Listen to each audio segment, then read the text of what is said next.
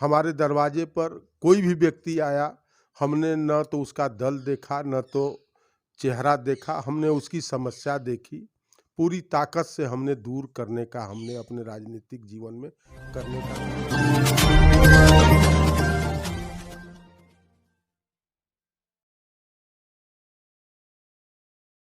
नमस्कार, आप देख रहे हैं एनबी न्यूज 24/7 नीलम बोध के साथ। लगातार उत्तर प्रदेश में दौरे पर निकले हैं और लगातार आपको जन जन की और हर विधानसभा की खबरों से रूबरू करा रहे हैं। आज है हम रोहनिया विधानसभा में, मेरे साथ में है बसपा के प्रत्याशी अरुण सिंह पटेल जी।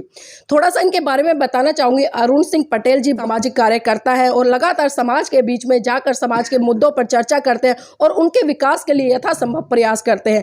ये सीट ऐसी सीट कही जाती है या जिस भी पार्टी से कोई प्रत्याशी आता है वो पटेल समाज का आता है तो उसकी जीत सुनिश्चित होती है। और इस बार बहन जी ने इस सीट पर यही दाव खेला है, क्योंकि इससे पहले जितने भी बसपा से प्रत्याशी लड़े हैं वो पटेल समाज से नहीं रहे हैं। तो इस बार बहन जी ने दाव लगाया है अरुण सिंह पटेल जी पर, क्योंकि यहाँ पर जो वोट परसेंटेज बताया जा रहा है 1-1.5 लाख के करीब पटेल समाज का है। और हमें यह भी खबर मिली है कि अगर यहाँ से अरुण सिंह पटेल जी जीतते हैं तो निश्चित रूप से इनको मंत्रालय मिलेगा। अरुण जी, जानना चाहूंगी, जिस तरह से समीकरण बन रहे हैं तो क्या लगता है आपकी जीत किस आधार पर हो रही है? रोहनिया की सम्मानित जनता इस चुनाव में 2022 के चुनाव में जो है अपने निर्णय को सुरक्षित कर लिया है। और उस निर्णय में जो हम लोग अपने घर घर जो प्रचार किए हैं जी। उस प्रचार के दौरान एक चीज़ बहुत स्पष्ट देखने को मिला कि जनता बदलाव चाहती है। चाहे रोजी का मामला हो, चाहे रोटी का मामला हो, चाहे शिक्षा का मामला हो, हर मसले पर जनता उस सरकार का भरोसा चाहती है जिसके कथनी और करनी में अंतर न हो।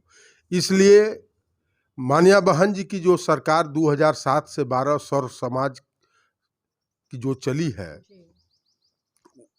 बिल्कुल वो मन बना के बैठी है कि इस बार मानिया बहन जी की जो है सरकार को हम लोग अपना विधायक बनाएंगे और उत्तर प्रदेश में मुख्यमंत्री बनाएंगे। जी, अरुण जी, जानना चाहूंगी, जिस तरह से आपकी विधानसभा है तो पिछले 5 सालों में विधायक के तौर पर यहाँ पर जो वर्तमान में विधायक रहे कितना विकास किया है?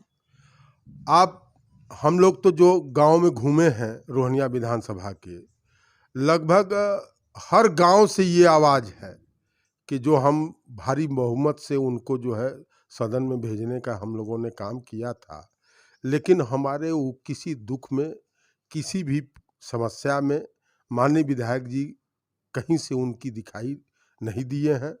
इसलिए वर्तमान विधायक के खिलाफ एकदम माहौल बना हुआ था, लेकिन पार्टी उनको तो माननीय विधानसभा से वंचित कर दिया, जो है टिकट ही नहीं दिया। लेकिन उस एकदम पूरी जनता भारतीय जनता पार्टी के खिलाफ मन बना के बैठी है। वो आपको 7 तारीख को भारी बहुमत से हाथी पे बटन दबा के, और जब 10 तारीख को ईवीएम खुलेगा तो निश्चित है कि रोहनिया विधानसभा से बहुजन समाज पार्टी की विजय होगी। जी, अरुण जी, जिस तरह से हम देख रहे हैं कि योगी जी लगातार दावा भर रहे हैं, वो हिंदुत्व की बात कर रहे हैं और राम मंदिर को बहुत महत्वपूर्ण मुद्दा बनाया हुआ है इस चुनाव में। तो क्या लगता है आपकी विधानसभा का जो हिंदू वोट है हिंदुत्व के आधार पर उधर जाएगा या फिर विकास के आधार पर आपकी तरफ आएगा?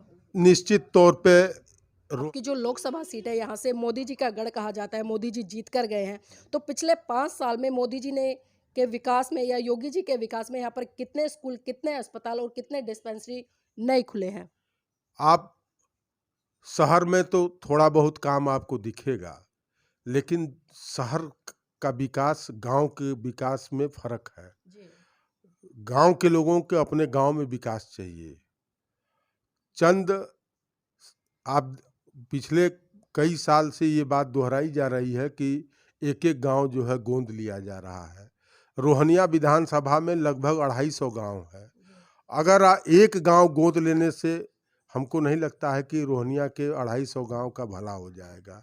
ये सब दावे हैं, उनकी समस्याएं अलग है और सरकार का दावा अलग है।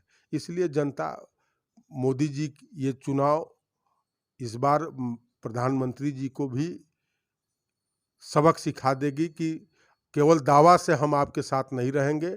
हमको जो समुचित सरकार से जो सुविधा, जो व्यवस्था मिलनी चाहिए, वो हम उसके साथ इस बार निर्णय करेंगे, ये मन बना चुकी जी। है। सर, आपकी सीट पे जानना चाहूँगी कि किस-किस समुदाय का कितना-कितना वोट है और टोटल वोट परसेंटेज कितना है? सबसे ज़्यादा इस विधानसभा में लगभग पटेल समाज का लगभग 1 लाख का वोट है। उसके बाद इस विधानसभा में 60,000 जो है दलित समाज का वोट है। उसके बाद जो है करीब 20-22 हज़ार मुस्लिम समाज का वोट है। उसके बाद समझ लें कि 18,000 15,000 ऐसे करके सभी समाज का जो है वोट है। मतलब मिल-जुला कुल मिलाकर मिला-जुला वोट है, लेकिन पटेल समाज का वोट सबसे ज़्यादा है। तो सर, ये भी जानना चाहूँगी कि पटेल प्रत्याशी अन्य पार्टियों ने भी उतारे हैं, तो आप में ऐसी क्या खूबी है कि जो पटेल समाज है वो आपको वोट करे और उन अन्य प्रत्याशियों को ना करे? निश्चित तौर पे समाज इस बात को एहसास कर रहा है। माननीय बहन जी अरुण सिंह पटेल जैसे एक साधारण कार्यकर्ता पे जो है अपना आशीर्वाद व्यक्त किया। जी। इस बात को मैं आपको बता दूं, हमारे पिताजी इसी काशी हिंदू विश्वविद्यालय से 72 में पीएचडी किए।